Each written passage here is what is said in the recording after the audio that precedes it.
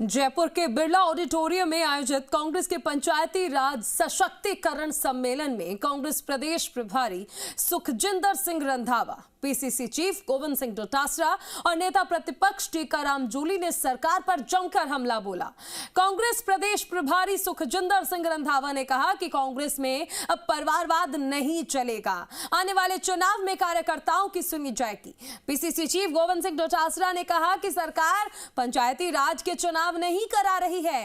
BJP संविधान की दुहाई देती है लेकिन संविधान को मानती नहीं है। नेता प्रतिपक्ष टीकाराम जूली ने कहा कि कांग्रेस ने सत्ता के विकेंद्रीकरण का सपना देखा था और इसीलिए पंचायती राज की स्थापना हुई।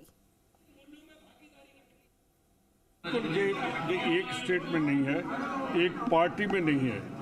जब तक वर्कर को ये नहीं होगा कि मेरा सम्मान जो बनता है वो मेरे को मिले, वो हम राहुल जी ने कहा है कि यूथ को और भाई भतीजावाद को कम करो, उसके ऊपर हम पहले भी काम किया और अब भी करेंगे। आपने जब इलेक्शन हुई थी और पार्लियामेंट की और विधानसभा की, आपने देखा है कि बहुत इन बातों को हमने ध्यान में रखा और अब जो पंचायती राज की इलेक्शंस आएंगी उनको ही टिकट दिया जाएगा जो डिजर्व करते हैं, जिनका कांग्रेस के साथ लगाव है।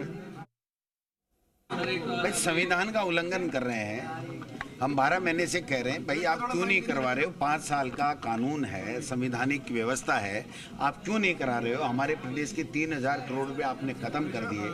5000 करोड़ रुपए हमारे मनरेगा के केंद्र से बकाया हैं। रोजाना मुख्यमंत्री जी तेल जलाते हैं, हेलीकॉप्टर का, चार्टर्ड प्लेन का, वो पैसे क्यों नहीं लेकर के आते? जनप्रतिनिधियों के जो है 2-2 साल से पैसे बकाया पड़े, वो पैसे क्यों नहीं ला पाते?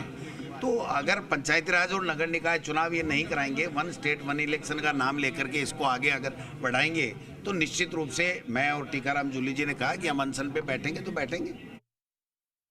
पंचायती राज विभाग के द्वारा ये कार्यक्रम यहाँ पर आयोजित किया गया था और आप समझ सकते हैं पंचायती राज की जो नींव रखी थी पंडित जवाहरलाल नेहरू ने, वो राजस्थान से ही रखी थी और इसके अंदर संशोधन करके संविधान में 73वां और 74वां संशोधन करके इसको मजबूत करने का काम राजीव गांधी जी के द्वारा किया गया था।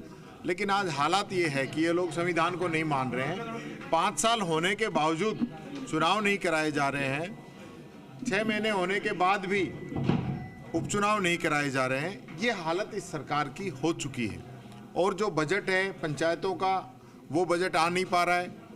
परिसीमन जो है वो बड़े ही राजनीतिक तरीके से किया जा रहा है। जो जिला परिषद के वार्ड हैं, कोई वार्ड 20,000 का है, कोई 40,000 का है, कोई 70,000 का है, तो ऐसा नहीं